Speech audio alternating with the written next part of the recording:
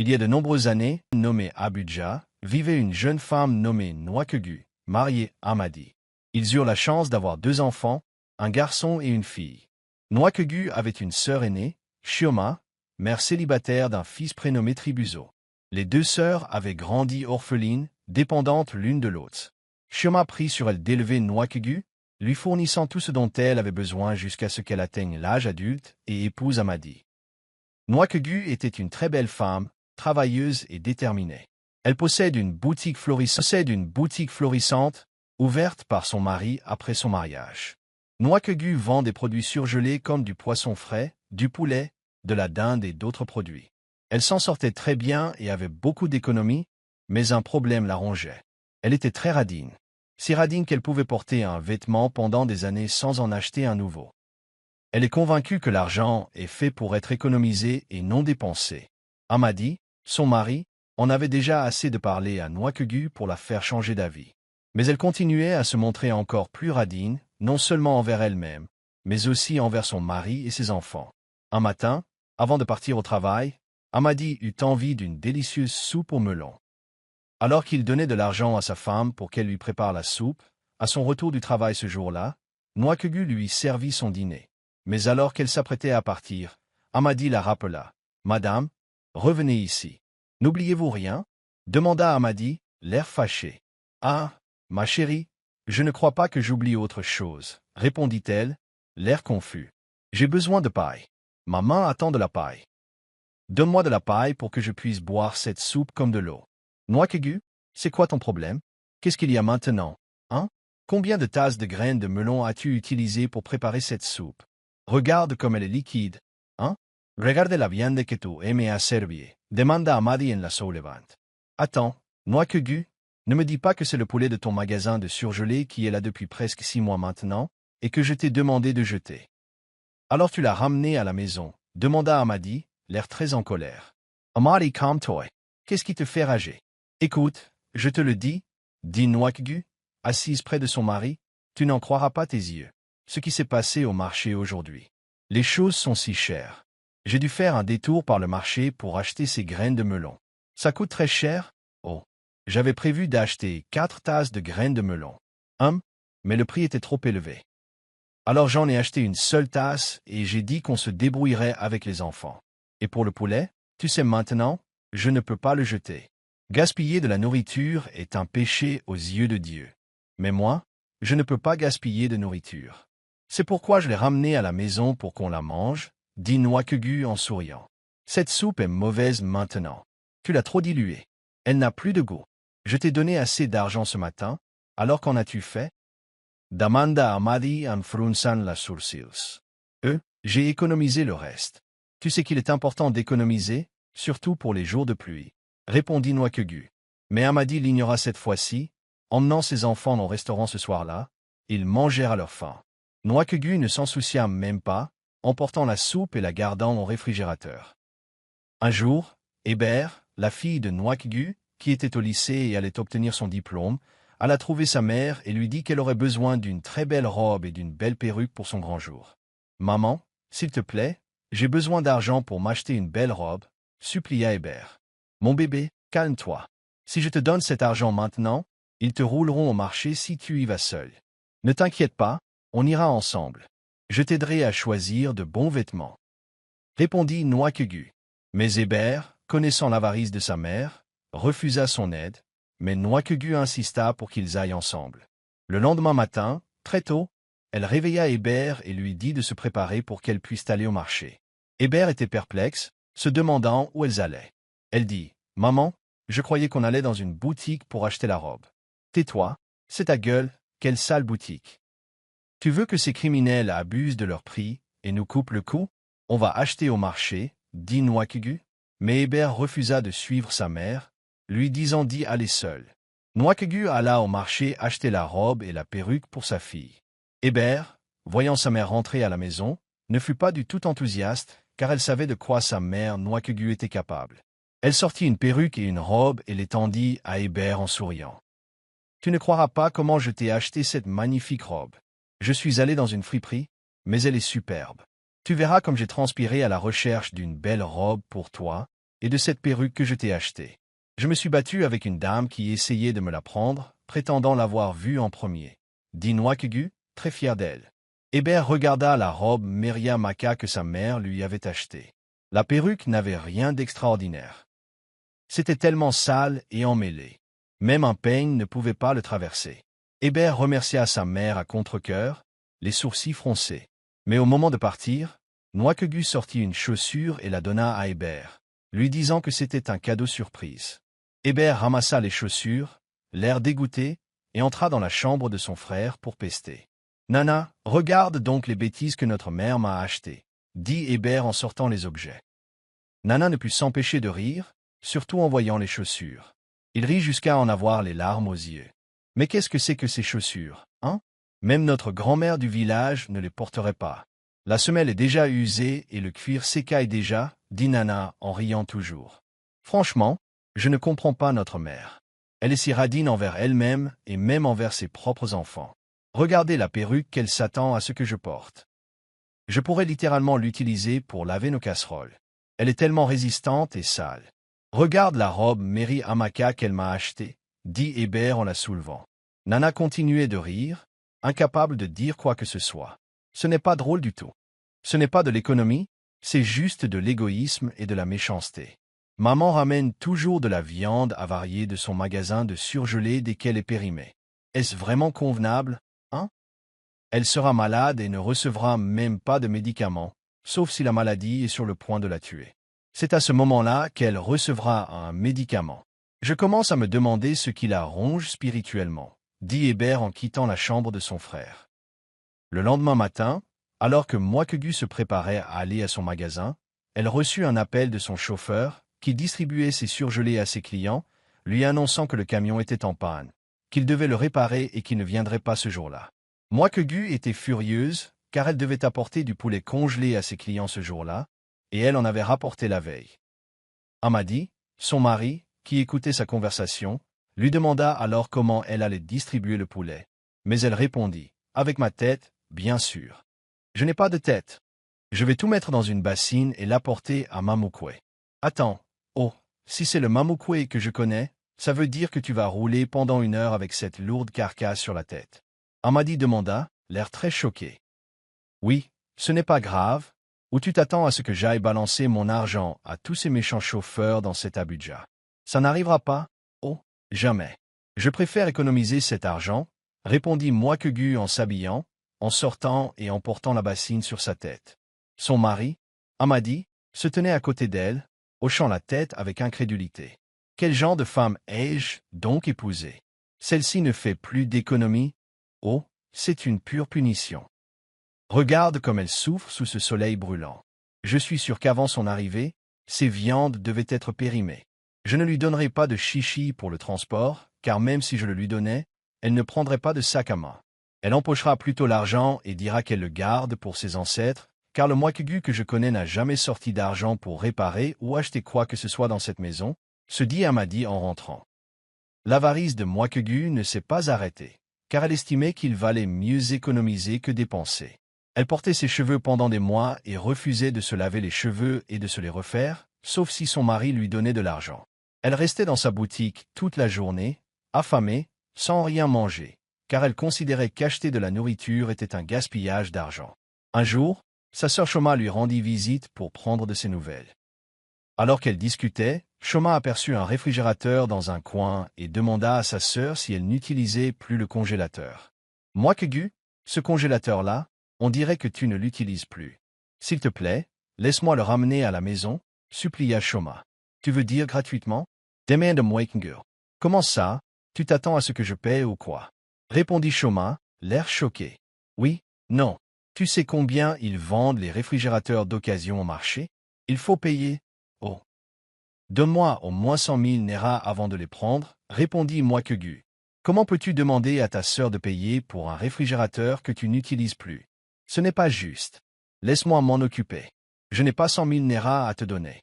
Tu sais que je suis mère célibataire. Je suis la seule à m'occuper de mon fils, Shibuzo. Bon, d'accord, d'accord. Laisse-moi te rembourser financièrement, au moins 20 000 Naira. » Chaque mois, Shoma suppliait Nwakegu, qui, après avoir grogné, acceptait. C'est grâce à toi. C'est parce que tu es ma sœur de sang. Je n'accepte pas de paiement instrumental, dit-elle en fronçant les sourcils. Shoma se sentit très malheureuse et déçue, mais ne dit rien en rapportant le réfrigérateur à la maison. Quelques années plus tard, le fils de Shoma, Shibuzo, tomba gravement malade. Il était si malade que tout son corps était enflé. Shoma était très inquiète, car son esprit lui disait que son fils souffrait d'insuffisance rénale. Elle chassa immédiatement cette pensée et pria Dieu de l'aider. Elle lui donna des médicaments, mais avec ces médicaments, Shibuzo ne buvait que de l'eau. Elle décida de l'emmener à l'hôpital. Après de nombreux tests et examens, les médecins ont confirmé qu'il souffrait d'insuffisance rénale et qu'une greffe urgente était nécessaire pour survivre. Shoma a été bouleversée d'apprendre que son fils de 18 ans souffrait d'insuffisance rénale. Mon Dieu, quelle tentation est-ce maintenant? Où vais-je trouver l'argent pour payer une greffe de rein? Oh, mon Dieu, c'est trop pour moi. Est-ce ma sœur Radine Nwakegu à qui je vais demander de l'argent et qu'elle va me donner? Qu'y vais-je faire maintenant? Shoma continuait à se lamenter et à pleurer, se demandant quoi faire. Désespérée et terrifiée, elle appela sa sœur pour lui raconter sa situation. Nwakegu, s'il te plaît, j'ai besoin de ton aide. Shibuzo souffre d'une insuffisance rénale et a besoin d'une greffe urgente. Mon Dieu, ce diable est un menteur. C'est un menteur. Rien ne lui arrivera, au nom de Jésus. Il est déjà guéri, a dit Nwakegu au téléphone. S'il vous plaît, j'ai vraiment besoin de votre aide financière pour couvrir les frais médicaux. Je te promets de te rembourser jusqu'au dernier centime, supplia Shoma. Nwakegu garda le silence au téléphone pendant un moment avant de demander à Shoma de combien elle avait besoin. Alors, de combien parlons-nous? Demanda-t-elle. J'ai besoin de 10 millions de Naira. Je te le promets, je te le rembourserai sans hésiter, supplia Shoma, en pleurant. Ah, c'est beaucoup d'argent. Ne t'inquiète pas, je viendrai à l'hôpital demain pour qu'on en discute, dit Nwakegu en raccrochant. Le lendemain, elle se rendit à l'hôpital pour rendre visite à sa sœur et à son fils. Immédiatement, elle entra et vit Shibuzo allongé sur le lit. Nwakegu commença à parler en langue. Comme elle le dit à Shoma, prions. J'ai foi en Dieu. Puis-je croire au miracle? Oh! Nwakegu commença à prier et à réciter le Kabash. Elle pria pendant environ 30 minutes, suant sur son siège en disant « Je vois des anges du ciel donner 5 reins à ton fils. Shoma, ouvre grand les mains et reçois-les. Reçois-les, reçois-les au nom de Jésus. Votre fils est guéri. Je vois les médecins dont l'opérer, dit Nwakegu en concluant sa prière. En ouvrant les yeux, elle sortit 2 grandes bouteilles d'huile d'onction et un grand gallon d'eau bénite qu'elle donna à Shoma et lui dit d'oindre Shibuzo chaque jour et de lui donner l'eau bénite. L'ami de Shoma, venu leur rendre visite à l'hôpital, resta bouche bée, regardant Nwakegu.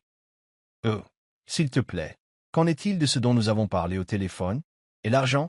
Demanda Shoma en regardant sa sœur. Ma chère, au moment où je te parle, je n'ai même pas 1 million de Naira sur mon compte. Si c'est le cas, tu sais que je te le donne maintenant, répondit Nwakegu en se levant de sa chaise, prêt à partir. Ce n'est rien, je t'ai entendu, dit Shoma, l'air très triste. Nwakegu partit aussi.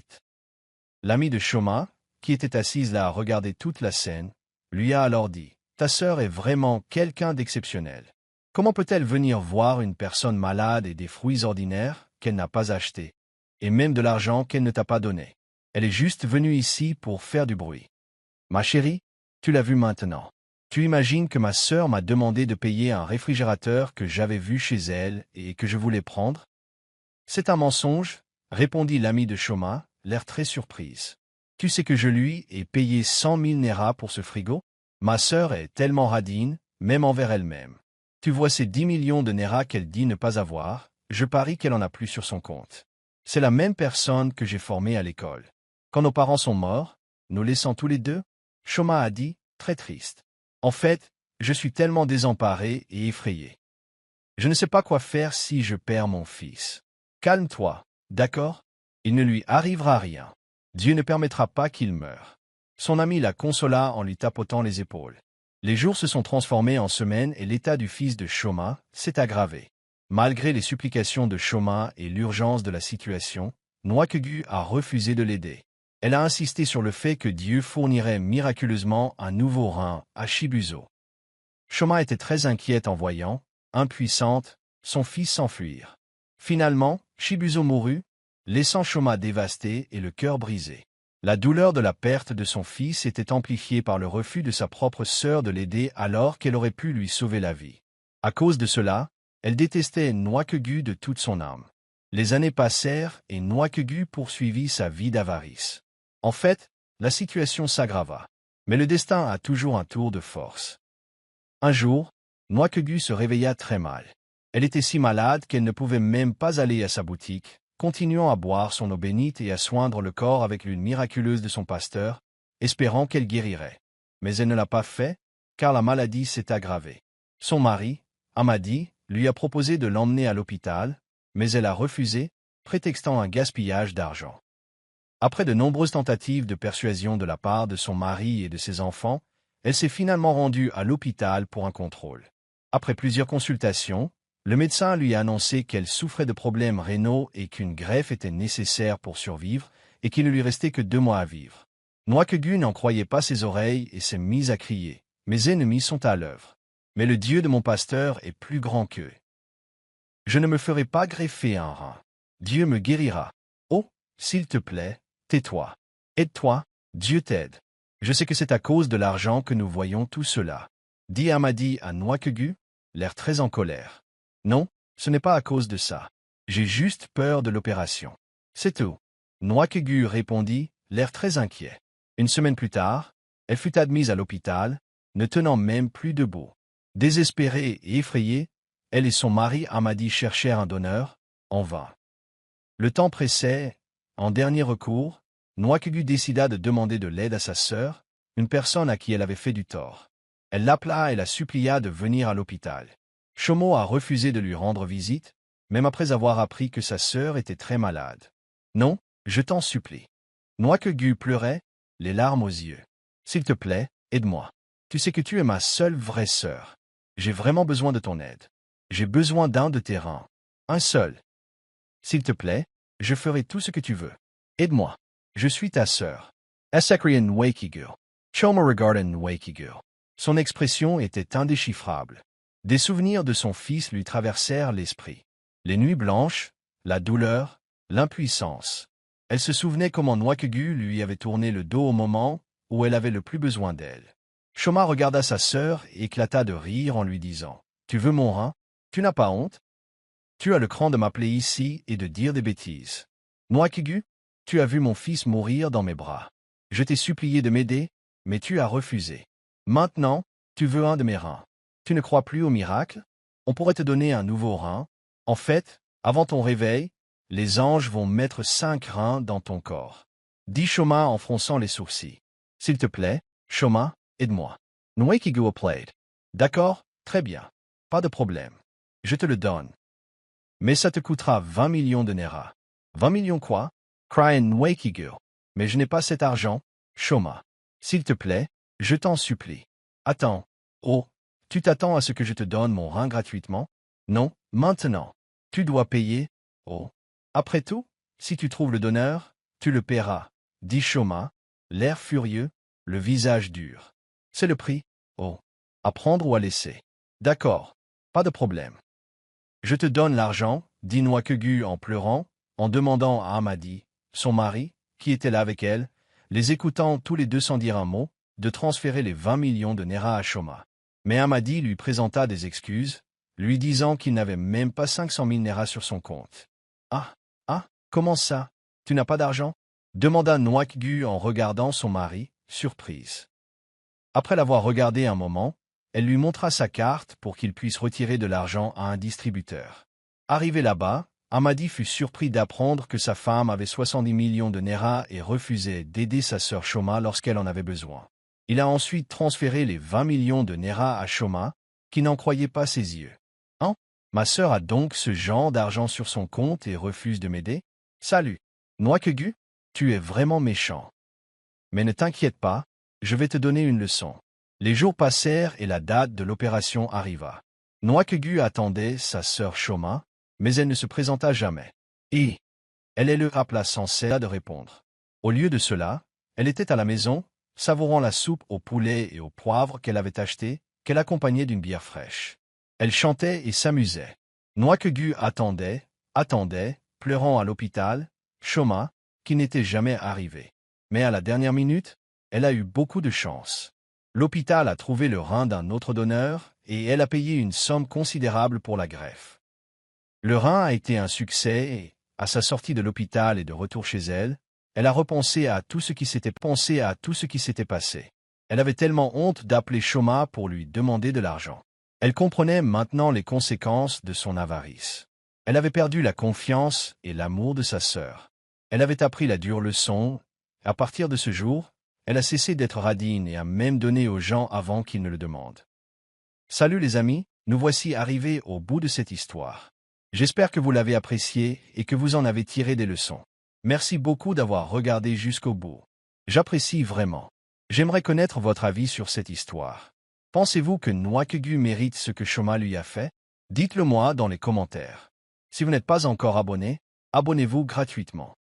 Et n'oubliez pas de soutenir notre chaîne en aimant nos vidéos et en les partageant avec vos proches.